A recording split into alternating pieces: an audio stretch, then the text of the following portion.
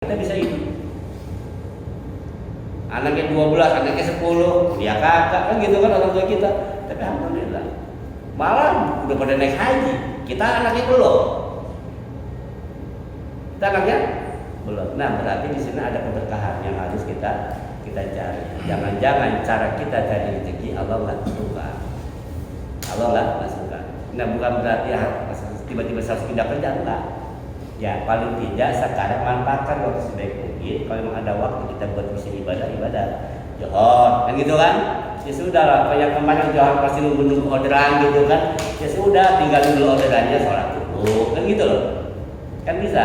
Ya, jadi coba karena kita tingkatkan lagi, insya Allah mudah-mudahan dengan kita meningkatkan ibadah kita, Allah akan kasih kemudahan. Kan ulama sudah bilang, Nabi sudah bilang, apabila masalah mau banyak dan selesai, yang pertama kamu lakukan untuk menyelesaikan apa? Beresin sholat.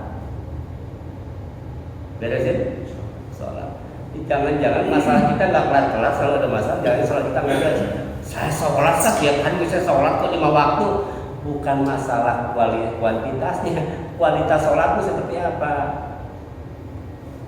Kualitas sholat kita perbaiki. Jangan-jangan Fatihah pikiran kemana? Ya, jadi intinya itu perbaiki sholat. Kenapa? Karena kita sudah bahas bahwa salah satu hikmah besar dalam sujud secara kesehatan nih, bahwa darah itu membawa 2 unsur. Pertama oksigen dan 2 saripati makanan. Oksigen dan saripati makanan yang dibawa oleh darah ini sangat dibutuhkan oleh otak. Otak yang kekurangan oksigen, kekurangan nutrisi itu akan cepat stres. Cara tercepat supaya darah nyampe ke otak bisa menyampaikan oksigen dan nutrisi ada dengan cara sujud. Sujud cara tercepat menyampaikan darah ke otak. Otak yang darahnya cukup akan fresh, nggak mudah stres. Makanya orang yang sering sujud jarang stres.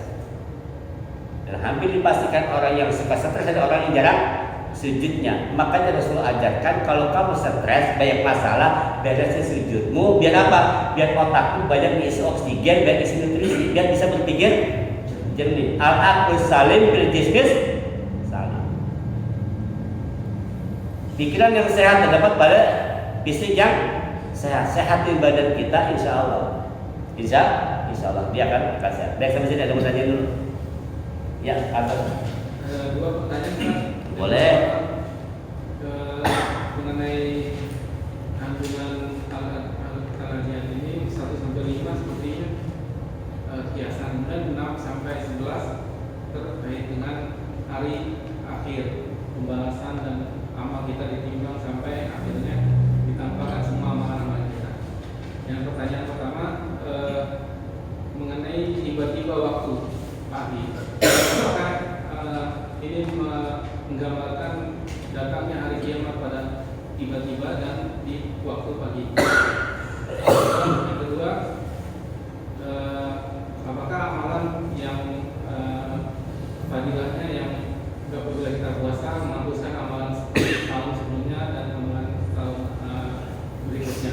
Ya, nah itu apakah jika hadis itu sahih, apakah CCTV itu akan hapus dengan adanya fadilah amal itu? Pertama bicara masalah ayat yang pagi-pagi ya, pada ini. Itu semua masih dalam satu rangkaian dari pidato, ya. Sampai pagi. Itu masih menggambarkan bahwa dulu itu pada masa Rasulullah saat itu kejadian yang paling mencekam adalah ketika pada situasi perang terjadi penyerangan malam-malam. Di penyerangan malam-malam biasanya mereka tidak siaga sampai pagi. Begitu pagi dia kaget, waduh ternyata sudah terjadi, gitu kan? Nah itu ini masih ada kaitan dengan yang di atas, dia tidak terpisah. Nah makanya begini teman-teman, bahwa ini rumus ya. Ketika Al-Quran menceritakan sebuah kisah dan dia tidak relevan dengan kejadian sekarang, maka yang kita ambil adalah nilainya. bukan dari inti cerita, tapi nilai dari cerita tersebut. Contoh, ketika terjadinya cerita tentang disembelihnya Nabi Ismail oleh Nabi Ibrahim, bukan berarti kita harus menyembelih anak kita. Yang kita ambil nilainya apa? Ternyata begitulah cara kita taat kepada Allah. Sampai hal yang berat pun kita harus lakukan. Itu yang diambil nilai. Ya, sama dengan kejadian ini menggambarkan dulu ketika zaman dulu ketika perang itu sedemikian rupa dahsyatnya ancaman, dahsyatnya rasa takut ketika dalam berperang, takut apa diserbu musuh tiba-tiba oleh pasukan berkuda. Kalau orang jalan masih bisa kita, tapi kalau kuda kan gitu, Pak. Kita pernah nonton lah film gitu kan, dalam tentu ada pasukan kuda datang kan. Nah itu dia gitu. Jadi intinya ketika Al-Quran menceritakan sebuah kejadian yang itu tidak relevan buat kita, maka yang kita ambil adalah nilai dari sebuah cerita dalam Al-Quran. Apa yang bisa kita ambil? Nah dari sini dapat kita ambil, kita simpulkan bahwa nanti pada saat terjadinya hari kiamat itu sangat mencekam orang sampai saking takutnya, saking paniknya itu berhamburan lagi. Datangnya tiba-tiba, bisa dibayangkan bagian anak tidur, kalau habis ngobrol di bangku putih, tiba-tiba subuh-subuh nongol matahari nggak dari timur tapi dari panik nggak? Nah, itu maksudnya ya. Jadi terjadi tiba-tiba. Baik, kemudian bicara masa amal apa yang bisa menghapus dosa setahun lalu yang akan datang, itu puasa Arafah. Puasa Arafah. Cuma yang bisa dihapuskan itu hanya dosa-dosa besar. Dosa-dosa kecil, sorry. Yang bisa dihapuskan itu dosa kecil. Itu yang pertama. Yang kedua, yang dimaksud dengan dihapuskan dosa yang akan datang itu bukan berarti kita akan bebas melakukan dosa. Artinya Allah akan menjaga dia agar tidak berbuat dosa. Itu maksudnya, bukan berarti dia dapat jamin akan dihapuskan dosa yang akan datang. Orang belum berbuat kok masa dihitung dosa. Maksudnya Allah akan jaga dia dengan puasa Arafah itu dari perbuatan-perbuatan yang akan menyebabkan dia kepada dosa. Misal setelah puasa Arafah besokannya nih ada teman ngajakin masang togel, masang ini, kemudian tiba-tiba begitu mau masang, maknya manggil, tahu sini tahu. Jadi nggak masang togel, nggak jadi. Nah itu salah satu cara Allah menjaga kita dari perbuatan dosa. Gitu. Jadi bukan berarti dosa kita diampuni padahal kita belum berbuat. Baik, lagi bagaimana? Ya Pak. Ustaz, kan bilang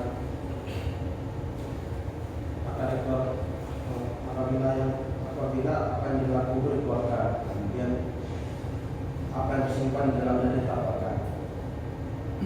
Itu kayak Ustaz bilang mengeluarkan. Jadi kegiatan kita yang dulu itu ditampakkan. Apa? Kegiatan kita yang dulu tuh sedikit ditampakkan kembali. Dosa-dosa yang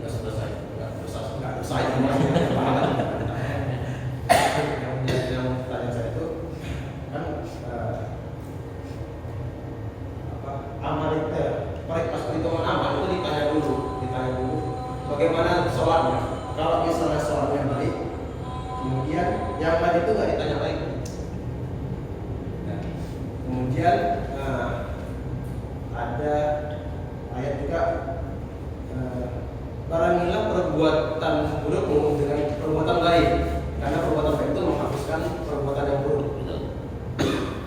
Yang jadi pertanyaan, ketika ayat ini, ketika semuanya kan diceritakan ditampakkan, apakah untuk kejadian itu ketika orang dinilai bahwa amal sholatnya bagus, apakah kejadian yang lain itu tetap ditampakkan? Ya, yang pertama. Yang kedua itu sekarang itu ada Allah itu kan salah satunya tuh sering menutup keburukan dari orang lain sehingga keburukan itu tidak tampak oleh orang yang lainnya, sehingga dia itu jadi